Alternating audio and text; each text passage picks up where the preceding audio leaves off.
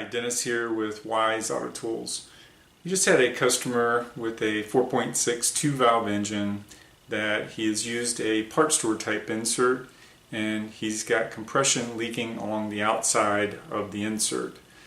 Well, if you find yourself in that situation, don't run the engine any more than you have to. I wouldn't run it at all if at all possible, because what can happen is when the compression leaks on the outside of the insert, it can elongate the hole and make it where it can't be repaired at all. So first, don't run the engine if you've got this compression leak for the reasons I've just stated. You want to be able to get it out as quickly as possible and do a proper repair. Well, next problem is removing that insert. You can use a spiral type extractor. It looks sort of like this. You have to be careful with any extractor though, because they are very hard metal compound and they can break if you put undue or too much pressure on them. One type of extractor that I prefer more than the spiral type, because the spiral type tends to go down as you're turning it left and you're forcing it down. It ends up expanding the insert out sometimes if you put a lot of pressure on it, and sometimes you have to put a little pressure on it, that maybe more than what you'd like. It can expand the insert out, kind of making it tighter. So to avoid that scenario, I prefer the double edge extractor.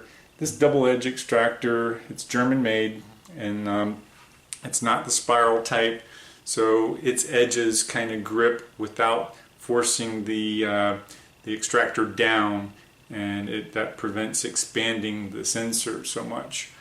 So if at all possible, you would use the double edge extractor. I'll put a link in the product or the video description to this double edge extractor in case that's what you want to use if you can't find one locally.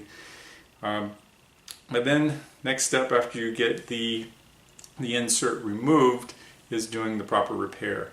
Now, if the insert that you removed is like the typical part store type inserts, or actually I should say a little smaller than the norm, if it's 0.66 inches measuring on the outside or smaller, then you can use the 55-53 Timesert kit in most cases. So if it's more than the 0.66 inches, then you would need to go with a larger repair, since the Timesert only works up to 0.66, the 55-53.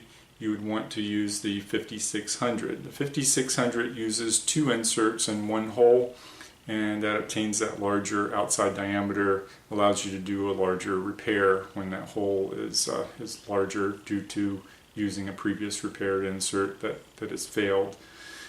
That's more than 0.66.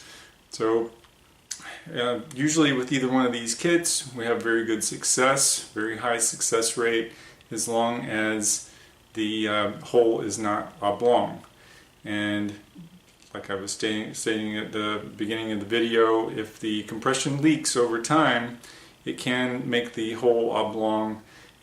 If you're concerned with this, if you think that that's a possibility, then either use an inspection camera. If you don't have an inspection camera available, some of our customers have been able to use just a simple smartphone, holding it right over the hole and taking a picture.